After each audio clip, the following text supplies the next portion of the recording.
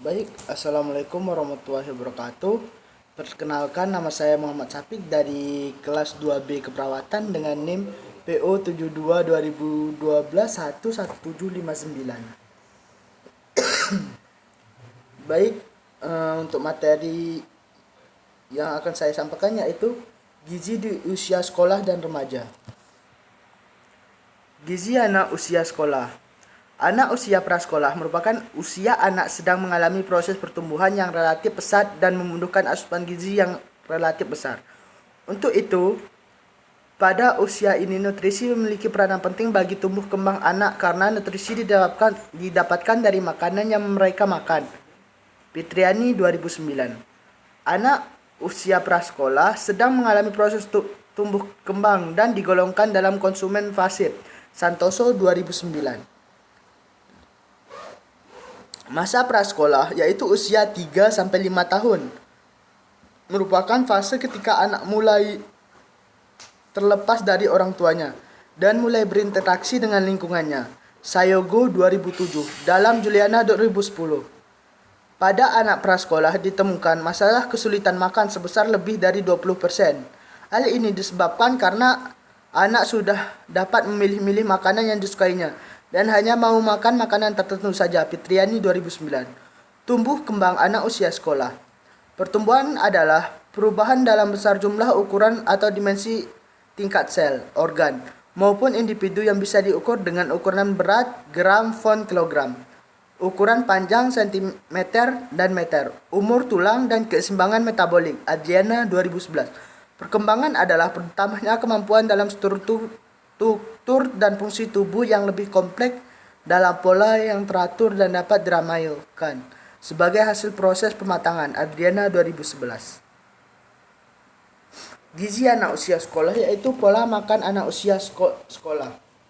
Kebutuhan cairan tergantung kepada aktivitas anak. Biasanya meningkat dari kebutuhan cairan dan pada anak usia toddler mempunyai karakteristik khas yang bergerak terus, tidak bisa diam, dan sulit untuk diajak duduk dalam waktu relatif lama. Pada usia 12-18 bulan, pertumbuhan sedikit lambat sehingga kebutuhan nutrisi dan kalori menurun, yaitu 100 kilokalori per kilo berat badan. Kebutuhan protein sekitar 2,4 gram per hari. Wale and Am Wong dalam Sepertini 2008. Pola anak-anak terbentuk pada usia 1 atau 2 tahun dan akan mempengaruhi kebiasaan makan tahun-tahun berikutnya. Diambil dari Arvin and Am Klisma 2000 dalam Juliana 2010. Ketika anak memasuki usia 4 tahun, mereka memasuki prodi-finity eating, yaitu anak lebih rewel dan lebih memberontak dalam hal makan. Mereka menjadi lebih pemilih dalam makanan dan tidak berkeinginan untuk mencoba makanan yang baru. Usia 5 tahun, anak sudah bisa mencoba makanan yang baru, tetapi orang tua sangat berperan dalam hal ini, yaitu membiarkan anak untuk mempersiapkan makanan di dapur. Wale and Am Wong dalam Juliana 2010. Anak usia prasekolah sedang dalam fase meniru. Seringkali meniru pola makan orang tua sebagai role model. Oleh karena itu, jika orang tua memiliki pola makan yang baik, maka anak-anak memiliki pola makan yang sama pula. Widianisi and Am Ferah dalam Juliana 2010, Sujat Mako 2011 menyatakan bahwa terdapat 6 situasi makanan yang merupakan bagian dari dinamika tumbuh kembang anak yang normal, yaitu 1. Food jack, yaitu makanan satu jenis makanan. 2. Food strike, menolak apa yang disajikan dan minta makanan yang lain. 3. TV habit, makan apabila menonton televisi. 4. The complainers, selalu mengeluh apa yang disajikan. 5. White food diet, hanya makan makanan yang berwarna putih seperti roti, kentang, makaroni, atau nasi saja. Makanan untuk anak sekolah. Seseorang anak usia TK sedang mengalami masa tumbuh kembang yang amat pesat. Pada masa ini, proses perubahan fisik, emosi, dan sosial anak berlangsung dengan cepat. Sundari Rumini 2004. Makanan untuk anak harus mengandung kualitas dan kuantitas cukup menghasilkan kesehatan yang baik. Kekurangan gizi akan mengakibatkan anak mudah diserang penyakit karena daya tahan tubuh menurun. Menurut Santoso dan Ranti 2004. Jika lihat dari segi umur, anak TK berusia 3-5 tahun, maka anak ini dikelompokkan dalam anak balita bawah 5 tahun. Pemberian makan anak merupakan hal penting yang merupakan pemikiran dan usaha pemberian makanan anak yang diperhatikan mulai dari bahan makanan termasuk gizi seimbang untuk anak. Menu makanan dan peralatan yang digunakan Santoso 1999. Kita masuki saja yaitu pada gizi usia remaja. Remaja merupakan suatu periode transisi dari masa awal anak menuju dewasa. Menurut WHO, remaja adalah adalah individu dengan rentang usia 10 sampai 19 tahun. Selama masa remaja terjadi periode yang unik dalam kehidupannya, yaitu mengalami growth spurt atau pertumbuhan yang cepat. Selain ini, itu terjadi perubahan tubuh secara fisik, secara psikososial. Kebutuhan energi sangat diperlukan dalam jumlah banyak untuk pertumbuhan dan aktivitas yang meningkat. Perempuan, usia 16 sampai 18 tahun 2125 kilokalori. Usia 19 sampai 29 tahun 2250 kilokalori. Untuk laki-laki, usia 6 sampai 18 tahun 2675 kilokalori.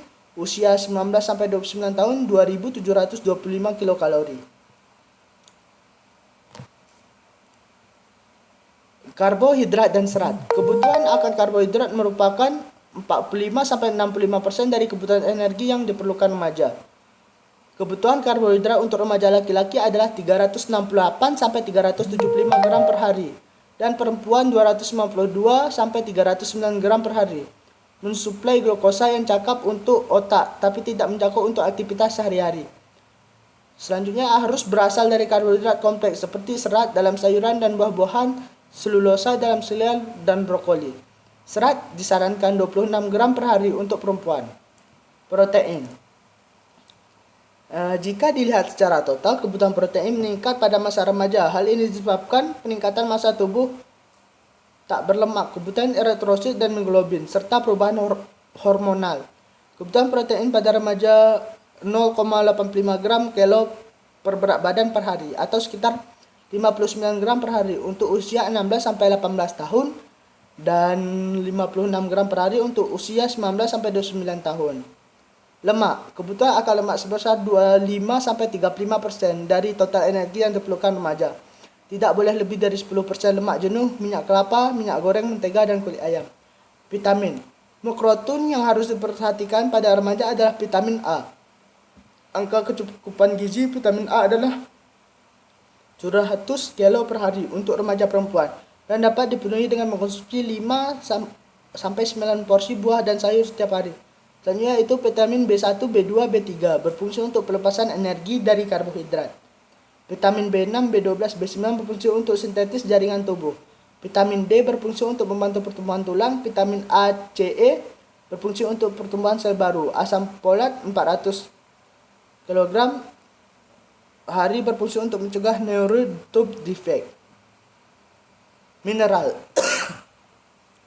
Pada remaja, kebutuhan mineral terpenting adalah kalsium, zat besi, iodon, dan zinc. Kebutuhan kalsium untuk remaja adalah 1300 mg per hari, berfungsi untuk mempercepat perkembangan otot, skeletal, endokrin agar kebutuhan kalsium terpenuhi. Setidaknya harus mengonsumsi 4 porsi produk susu atau produk yang difortifikasi kalsium setiap hari. Kebutuhan zat besi untuk remaja adalah 11 mg per hari, laki-laki, dan 15 mg per hari untuk perempuan. Kebutuhan perempuan lebih tinggi karena mengalami menstruasi serta peningkatan hemoglobin di otot dan Hb di darah. Zinc berfungsi untuk pertumbuhan dan pematangan seksual selama pubertas. Zinc membantu pembentukan tulang dan menghambat bone loss. Asupan zinc terbatas mempengaruhi pertumbuhan fisik dan perkembangan karakteristik seksual sekunder. Kebutuhan iodin penting untuk mengimbang kecepatan pertumbuhan yang tinggi. Baik, itu saja yang dapat saya sampaikan. Terlebih kurang saya mohon maaf. Wabillahi taufiq wal hidayah. Wassalamualaikum warahmatullahi wabarakatuh.